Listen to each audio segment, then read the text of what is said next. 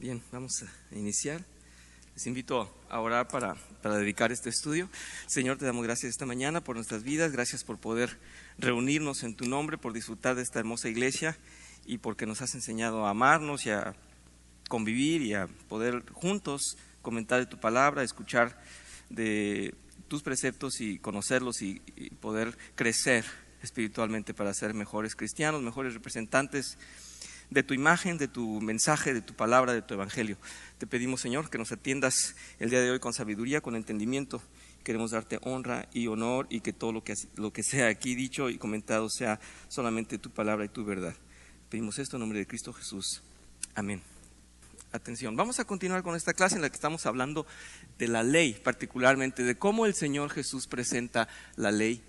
Y bueno, me da mucho gusto que me hagan preguntas, aunque a veces son un poco tímidos y me les hacen después de la clase. Está muy bien, como ustedes gusten. Si no es aquí, es después. Y esta pregunta acerca de lo que yo estaba planteando. Recuerdan que yo les había dicho que en la Biblia no íbamos forzosamente a encontrar la frase que estábamos nosotros requiriendo para alguna situación particular. No forzosamente vamos a encontrar la solución así como una receta. Y pues qué bueno que muchos versículos sí, que en muchos sí nos da mucha luz.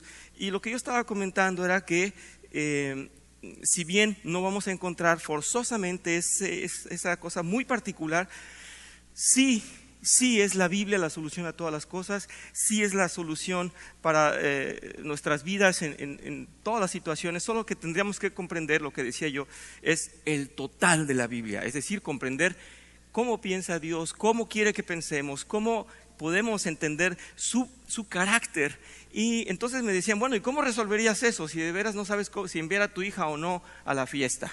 Bueno, yo creo que no es necesario que encontremos ahí en qué circunstancias y a qué hora tiene que volver la niña de la fiesta, ¿verdad?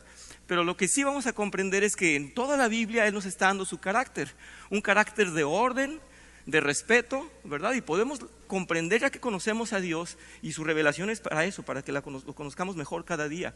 Si conocemos los mandamientos, vamos a leer ahí que dice: honra a tu padre y a tu madre. Y entonces la señorita pues tendrá que portarse con muchísimo respeto y no quedarse hasta la madrugada, hasta que ya están barriendo para cerrar el bar. Y pues no va a dar buena imagen ni de ella ni de su familia, no va a estar honrando a sus padres. Y cuando vemos Proverbios hay tantos consejos y se nos dice en Proverbios que todos los consejos que nos está dando ahí es por nuestro bien y es para sabiduría, para que llevemos una vida librándola del mal, de todas las dificultades. Y podemos sacar conclusiones una vez conociendo el total de la Biblia. ¿Sí me explico? No vamos a encontrar tal vez la frase que nos acomoda para ese día, pero vamos a conocer qué es lo que Dios quiere. Y cuando Dios dice que la mujer se vista de una manera correcta, decente, con ornamento, ¿recuerdan que dice que sea discreta y que tenga cuidado con lo que está vistiendo? Pues está encerrando también que a tu hija le digas pues que se vista correctamente y todo eso va a dar respuesta.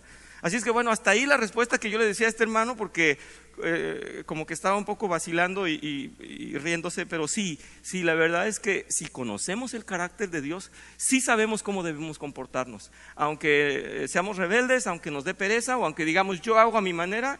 Ahí está la respuesta en la Biblia, ahí está. Entonces por favor pensemos siempre en eso. Sí nos da instrucciones el Señor muy completas y no podemos decir, es que yo no sabía qué hacer. Hay que conocer mucho la palabra de Dios cada vez más y vamos a comprender el mensaje completo de lo que Él quiere darnos. Bien, vamos entonces a adentrarnos en lo que estaba el Señor diciendo. Él se presenta, Él dice: no vine a abrogar la ley, vine a cumplirla. Ya vimos por qué vine a cumplirla, no solamente porque no falló, no pecó, sino que en Él se cumplió la ley ceremonial, la ley de los sacrificios, y Él cumplió toda la ley.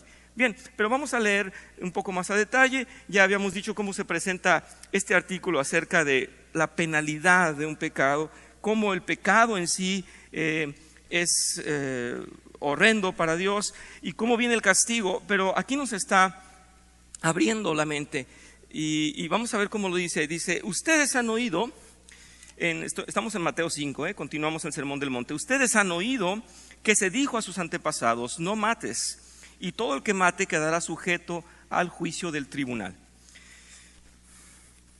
Pero yo les digo que todo el que se enoje con su hermano quedará sujeto al juicio del tribunal.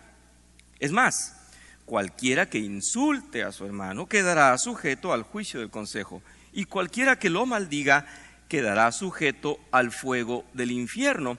Y quiero que noten esto, esa ley, que era una ley moral para el pueblo de Israel, para cada hijo de Dios, estaba siendo también, como representante del pueblo de Israel, estaba siendo una ley civil, y estaban diciendo y daba dictando cómo se iban a comportar. Por eso es que están hablando del tribunal y del consejo. Pero el Señor Jesús lo eleva porque esto que se nos había enseñado, como dice ahí, ustedes han oído que se dijo, y ya habíamos comentado, ¿verdad? También el hermano Manuel había resaltado esto, los judíos, ellos tenían, y los escribas tenían sus propias reglas, y ya sabemos, se habían inventado muchas reglas, pero pongamos atención aquí porque está hablando solamente, o muy particularmente está hablando de matarás, o cualquiera que lo ofenda, o cualquiera que lo agreda. Ahí no se habían inventado nada, ahí no se habían inventado algo extra, tal vez los judíos, pero lo que pasa es que no le estaban dando la importancia. Ellos le daban importancia solamente al acto. Si ya lo mataste, si ya lo ofendiste, y el Señor Jesús está diciendo, si se fijan, y voy a regresar solamente para que quede muy claro esto, a ustedes se les dijo, no mates, y todo el que mate quedará sujeto al juicio del tribunal. Muy bien. Hasta ahí era la manifestación de los judíos. Esto es lo que se dijo, esto es lo que hay que respetar. Puedes odiar, puedes querer matarlo, pero al menos no lo mates. Eso es lo que decían los judíos. Bueno, pues el Señor Jesús viene a decir, no, en eso no radica la ley. Y en este versículo 22, al final del versículo 22 nos está diciendo, cualquiera que lo maldiga quedará sujeto al fuego del infierno. Él no está hablando ni siquiera del tribunal civil, del tribunal que está teniendo autoridad sobre el pueblo romano, sobre el pueblo donde estaban los israelitas, el pueblo de Israel. No está hablando ni siquiera de eso, está diciendo ustedes, si ustedes en su corazón tienen odio, ¿en dónde se presenta el odio? ¿En dónde se presenta la maldición? En el corazón. Si ustedes lo maldicen, van a ir al infierno. Ya hemos dicho, el Señor Jesús de lo que más habló es de la condenación, del infierno. Y está diciendo ahí, no les importa el tribunal. A ustedes se les dijo el tribunal, pues yo les digo que se van a ir al infierno. Si hay odio en su corazón. Así de profundo está.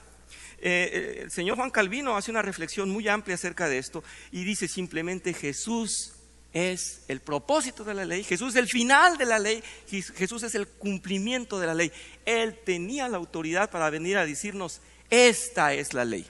Ya hablamos que a Él se le entrega el seguimiento de la ley y los profetas, ¿recuerdan? Y Él está diciendo aquí, esta es la ley del corazón. No la ley de los actos, la ley del corazón. A propósito, ahí de paso les comento, hay una... voy a ir un poco profundo, pero solamente para descansar yo lo voy a decir. Una polaridad en el actuar del hombre y la relación con Dios. En un principio era un tiempo de obras, de actos. ¿Recuerdan el pacto de obras? Hicieron mal y esas obras se castigaron. Hoy estamos en un tiempo de la pureza del corazón. Entonces, sería mucho explicar esto, pero el Señor Jesús vino a romper con todo el compromiso del sacrificio. Él cumplió el sacrificio, ahora nos da un nuevo corazón. Y ahora ya no estamos en el pacto de obras. Dice, este es mi nuevo pacto, ¿recuerdan? Estamos en un pacto en el cual tenemos comunión con Él. Y es mucho más profundo y podría pasar explicando por mucho tiempo, pero solamente quiero decir, lo que está resaltando es, no se preocupen por la ley escrita en donde dice no mates, preocúpense por su corazón, porque si hay odio y están deseando mal, o se están insultando a su hermano, se van a ir al infierno, ¿verdad? Cualquiera que lo maldiga se va a ir al infierno. Así de importante, así de grande es el Sermón del Monte, en que les está diciendo, no estaba bonita la ley porque estaban ustedes muy cómodos, no. La ley, y Él tenía toda la autoridad para decirlo, la ley está para aplicarse en el corazón. Es la manera en la que están viviendo, la manera en la que están sintiendo que es grave, que es importante. No sé si hay dudas hasta este momento, pero quería acentuar eso. El señor Calvino dice, si no ponemos reflexión en el fondo de nuestro corazón, de nada sirve que sigamos la ley según nosotros, paso a paso. Que no podemos cumplirla si no la tenemos en el corazón. Esto va con aquella idea de que el inconverso puede portarse muy bien. Bueno, si no peca, no mata, no roba, ¿verdad? Supuestamente en ese sentido, si no mata, no roba, no ofende. Pero ¿qué tal si tiene odio en su corazón? Todos sabemos que alguien que no ha conocido al Señor no tiene paz. Por lo tanto, no puede tener un corazón limpio hasta que no nos lo cambie a Él. Y ese es el gran problema. Bien, el 23, versículo 23, adelante. Dice, por lo tanto, si estás presentando tu ofrenda en el altar y ahí recuerdas que tu hermano tiene algo contra ti, deja tu ofrenda ahí delante del altar, ve primero y reconcíliate con tu hermano y luego vuelve y presenta tu ofrenda. Está atacando al corazón, está diciendo, hay algo en ti que no está cómodo, hay algo que debes, descansa de eso, porque si no, no puedes presentarte agradable a Dios. Y esto, bueno, se ha hablado mucho de esto, pero vamos a ir más adelante porque ya habíamos de hecho pasado en este consejo que nos da el Señor a continuación, que dice el versículo 25, si tu adversario te va a denunciar, llega a un acuerdo con él lo más pronto posible. Hazlo mientras vayan de camino al juzgado, no sea que te entregue al juez y el juez al guardia y te echen en la cárcel. El versículo 26, te aseguro que no saldrás de ahí hasta que pagues el último centavo. Solamente les recuerdo lo que ya habíamos comentado, lo que está diciendo el Señor Jesús es totalmente concordante con lo que viene explicando. No crean que aquí ya se desvió. A veces a mí me da la impresión cuando estoy leyendo, aquí como que ya está hablando de otra cosa. Pues no, está diciendo, esa ley que tanto pesa para ustedes a nivel civil, a nivel civil, esa que les preocupa a ustedes, bueno, pues no vayan a que los etiqueten nunca, que nunca les pongan delante del juzgado una etiqueta, ladrón, asesino, mentiroso, chismoso, violador, etcétera, que no tengan ustedes ese peso. Antes de ello, tengan una negociación, porque es lo mejor. Si no sanan el corazón con el corazón del enemigo, no van a salir de ahí. Les va a poner esa etiqueta, los van a enjuiciar y allá les van a poner culpable. Bien, ustedes han tenido, pues todos hemos visto películas y todos hemos conocido a lo mejor a alguien cercano que se lo han llevado detenido y tal vez no sea culpable. Yo tengo amigos que les ha tocado, incluso a un amigo bajando del avión, ya estaban esperando para esposárselo y llevárselo, por una cuestión administrativa nada más. Una cuestión de oficina, de otra oficina, no se hicieron bien los documentos, no había cuestión de dinero, era una cuestión de procedimiento, que fuera correcto o no el procedimiento, porque era grave, porque era de institución a institución, pero no había fraude, no había robo, no había nada, simplemente estaba en lo incorrecto y tendría que presentar a dar cuentas.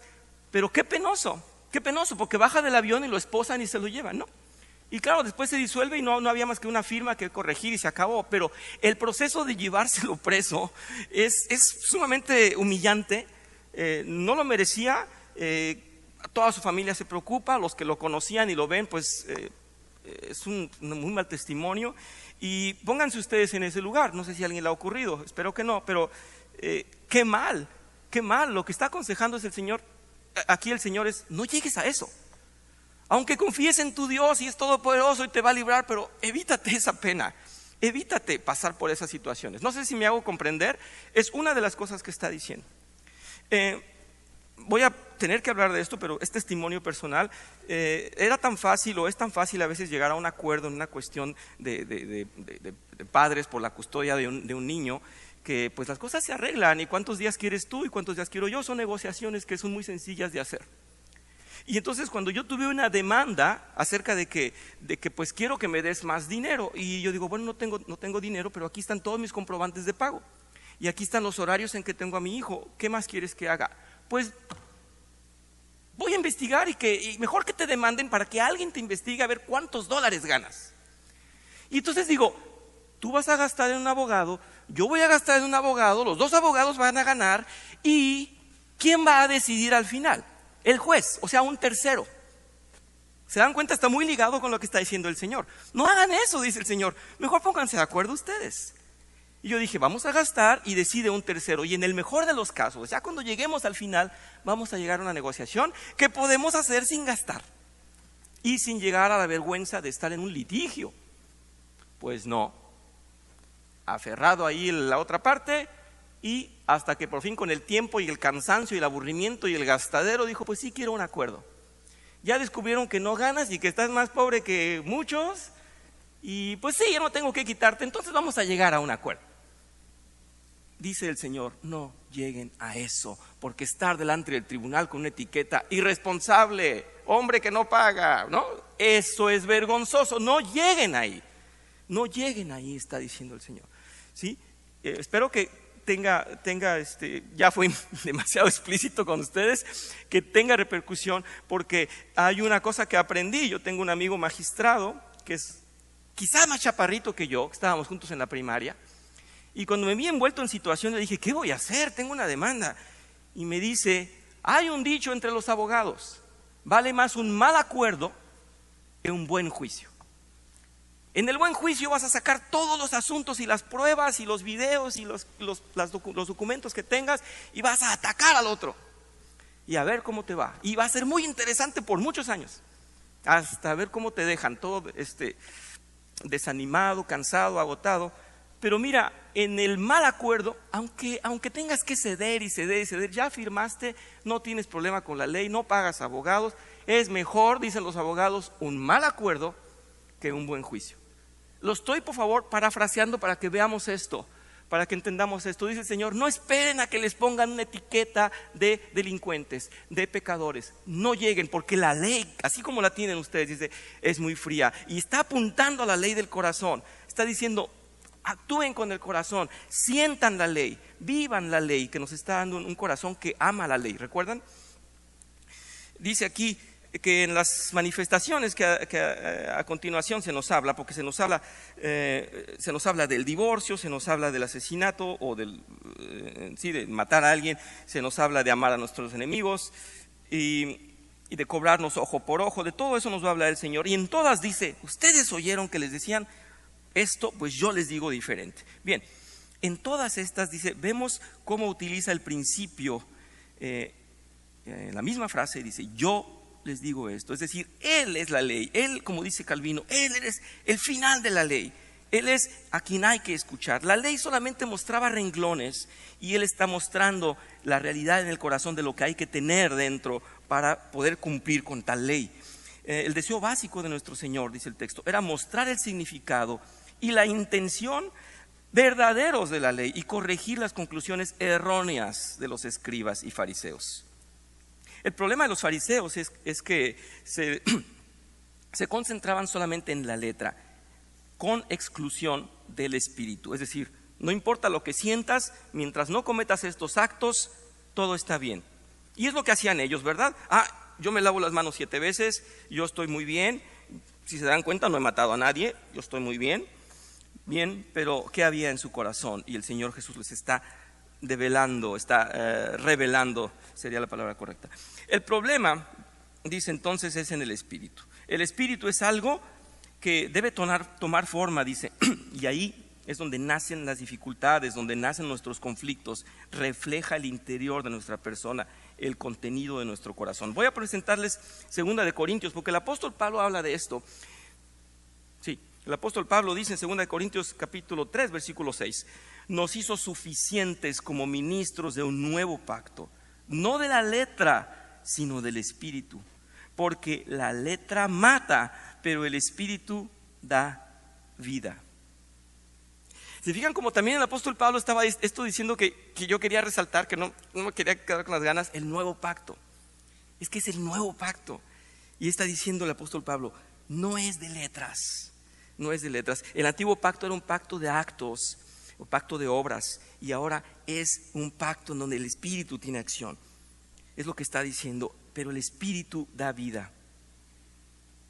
Yo sé que es un poco denso, pero por favor asúmanlo, y si hay dudas lo vemos, podemos tal vez detenernos ahí o podemos seguir adelante.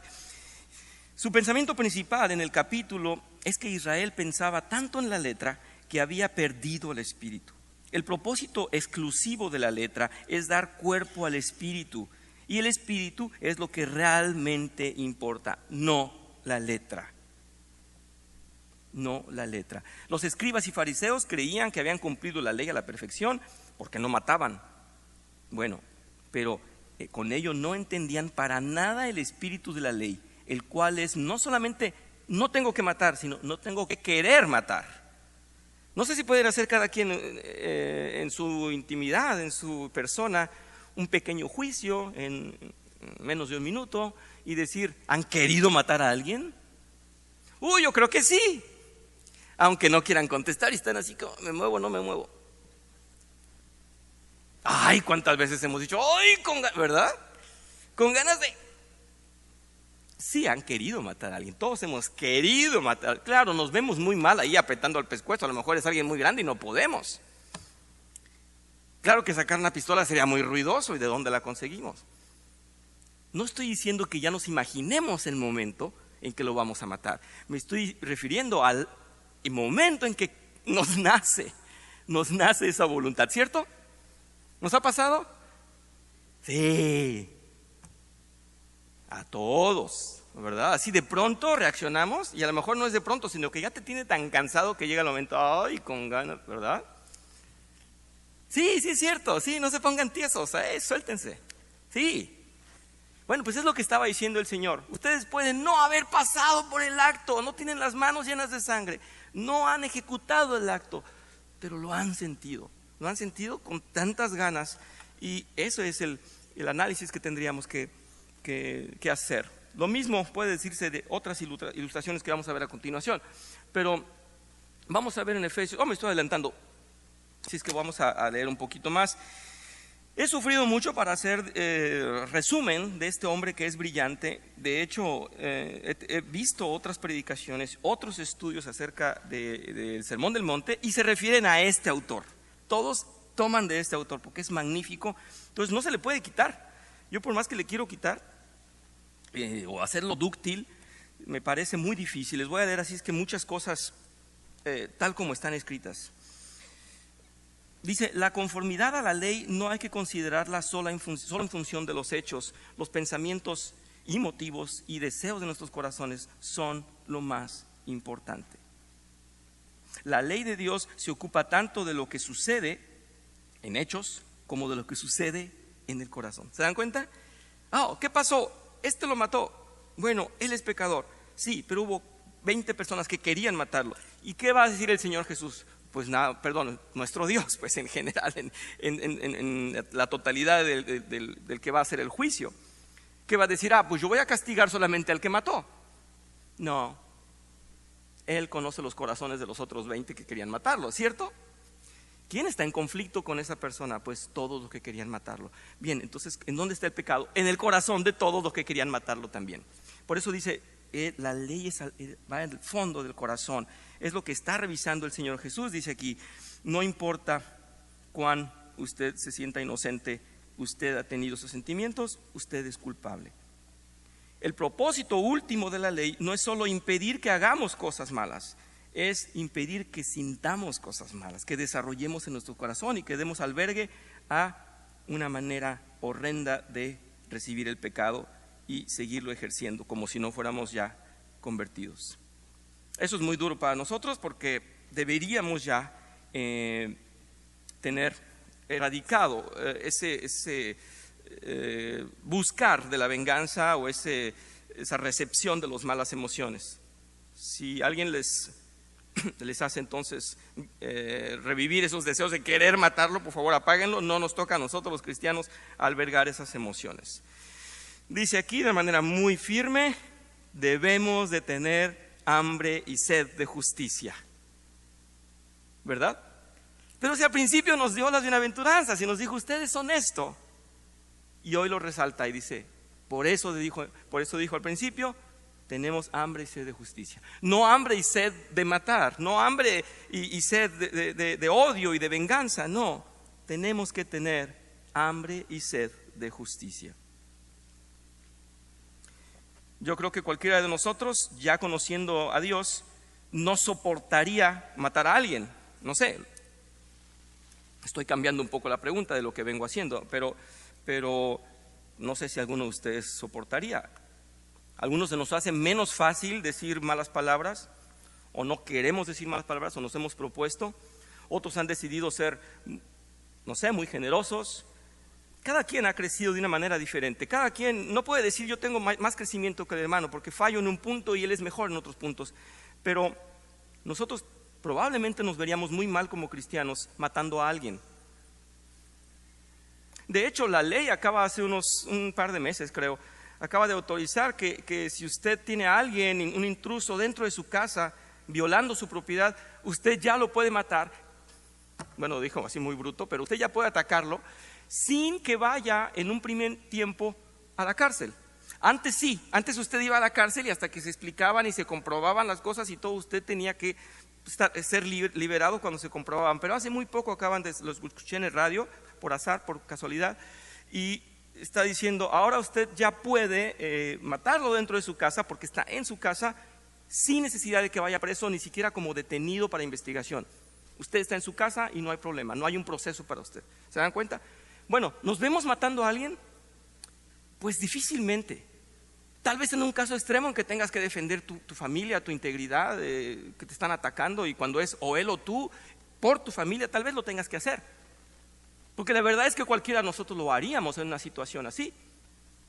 Pero el propósito no es ese. El propósito de la charla, lo que estamos presentando es, ¿nos vemos con la voluntad de matar en el acto a alguien? Pues no, muy difícilmente. Por lo tanto, ya el Señor ha cambiado nuestros corazones. Ya el Señor ha tocado y nos ha dicho, eso no, y ha puesto la ley en el corazón. ¿Se dan cuenta? Es cuando el propósito de la ley está actuando en nuestras vidas. El propósito de la ley no es que estuviera escrita y que toda la humanidad tuviera que decir, oh, eso es lo que tengo que hacer. No, el propósito de la ley es que la sientas, que sientas, esto no puedo hacerlo. Esto no lo puedo hacer, simplemente no lo puedo hacer. Y nos está llevando el Señor a un movimiento tan grande, es romper con todos los deseos pecaminosos de la carne. No le puedo mentir, no lo puedo odiar, no puedo hacer un mal comentario de él, no puedo. Es alto, es dificilísimo. ¿Quién puede? Bueno, se supone que ya tenemos ese nuevo corazón que sí es capaz de hacerlo. Y esa es la gran victoria que tenemos. El inconverso está envuelto en este pecado en su vida y no conoce más que eso. El inconverso quiere venganza inmediatamente. Y el inconverso dice, yo sí mato, con tal de que yo vivir tranquilo, yo mato a alguien que no se acerque a mi propiedad y claro que sí lo va a matar. A nosotros nos tomaría un dilema de estar pensando en ello. Y él diría, bueno, pues ¿por qué no? ¿Verdad? Total. Y si nadie me ve, pues mejor. Creo que es una gran diferencia entre qué puedo albergar en mi corazón y qué no puedo. No es, tú eres cristiano, tú te portas mejor. No, tu corazón está modificado. Tu corazón tiene otro ADN, es diferente. Tu corazón se debe comportar como Dios quiere que te comportes. Es muy diferente, hay una dimensión enorme en ello. Recuerden que estamos abiertos a comentarios, y cualquier comentario que puedan hacer es muy valioso.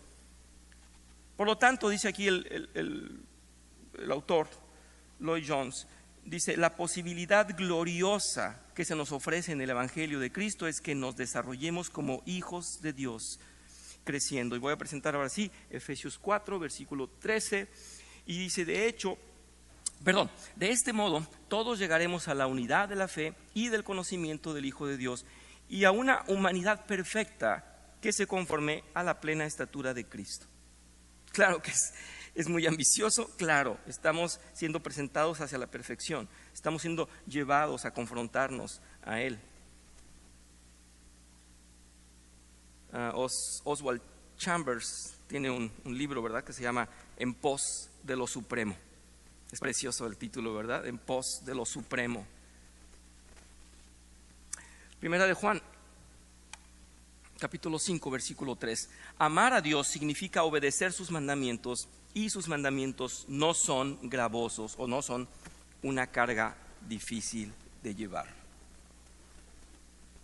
De nuevo, nos está diciendo, no es que tengas que tener los mandamientos en la bolsa o que tengas que sacarlos en el celular, en tu ¿cómo le llaman esto? En tu imagen de pantalla, ¿cómo?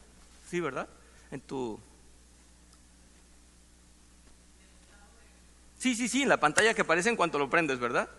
No es que tengas los mandamientos así a la mano para ver, ¿puedo hacer esto? No, está diciendo, no es así de difícil que vayas por el mundo sin saber qué hacer hasta que no consultes la Biblia, no.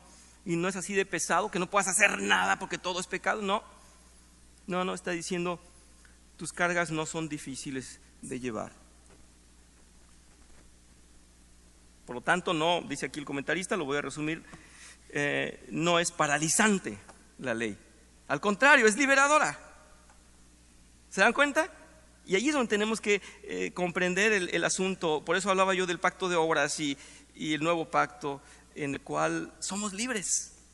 El propósito del Evangelio es conducirnos a la libertad del pecado que nos esclavizaba. Y estos preceptos específicos no son más que ejemplos, porque en todo podríamos pecar y en todo estamos negados por el corazón, por el nuevo corazón. El nuevo corazón ya nos dice no puedo. Sean honestos con ustedes mismos, yo trato de serlo y estoy diciendo, cuando decimos una mentira, ¿cómo nos duele? ¡Ay! Sí, pero fue práctica y me salvó de una situación. Sí, pero después te sientes muy mal. No recuerdo el nombre de esta persona y no sé si lo escuché, porque me gusta escuchar una estación brasileña, la Iglesia Presbiteriana de Brasil, que es súper divertida, con música y todo y con comentarios. Entonces no sé si lo escuché ni siquiera en español, o en inglés o en portugués. Pero estaba hablando un gran pastor que ustedes deben conocer porque hay varios muy famosos que ustedes deben haber leído, y estaba hablando y diciendo algo muy difícil, se los voy a comentar. Es alguien que tiene una iglesia llena, es alguien que da conferencias en las universidades, que es invitado a otras iglesias a dar testimonios y clases y cursos de teología, etcétera, y que tiene su programa en la televisión, en internet y que graba podcast. Y dijo él, lamento mucho decir esto, y lo estaba haciendo en un comentario muy extenso, creo que fue para un podcast, pero estaba diciendo, he llegado a fama y he llegado a querer complacer a tanta gente y a tantas actividades y en tantos ministerios, y él decía que ya tenía la agenda llena. Y entonces tenía la semana que entra estar en otra ciudad, en una conferencia en la universidad. Y apenas salía de ahí, después iba a dar un curso corto de 3 días en un seminario. Y luego tenía que venir a grabar unos podcasts y tenía que los domingos que volver siempre a su iglesia. Y luego entre semana tenía la clase bíblica que él daba entre semana. Y estaba tan ocupado que cuando alguien se le acercaba a él o a su esposa y les decía, oiga, queremos que venga a cenar a nuestra casa, él decía, no puedo, tengo 7 cosas que hacer, no puedo. Pero la otra semana, a ver, no puedo. Y entonces empezó a mentir porque a donde quiera que iba, quería que comieran o cenaran con él y querían tener una charla con él, y él ya no tenía tiempo y entonces se le hizo fácil mentir. Muy ministro, muy representante de Dios, con muchas tareas, sí, y estaba lleno de mentira.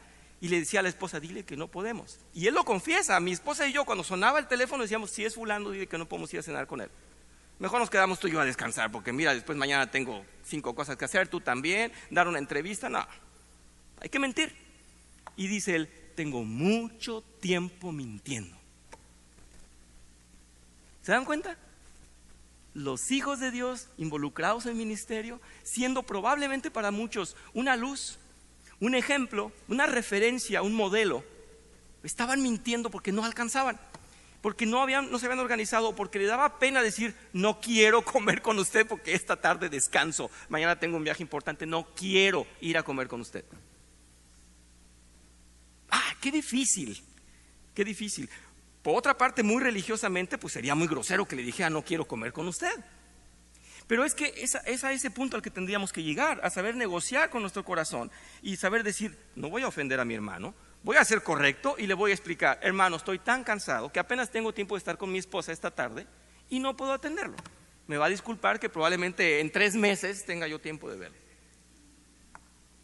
Hermana Vicky, por favor, su comentario, estamos ansiosos, gracias.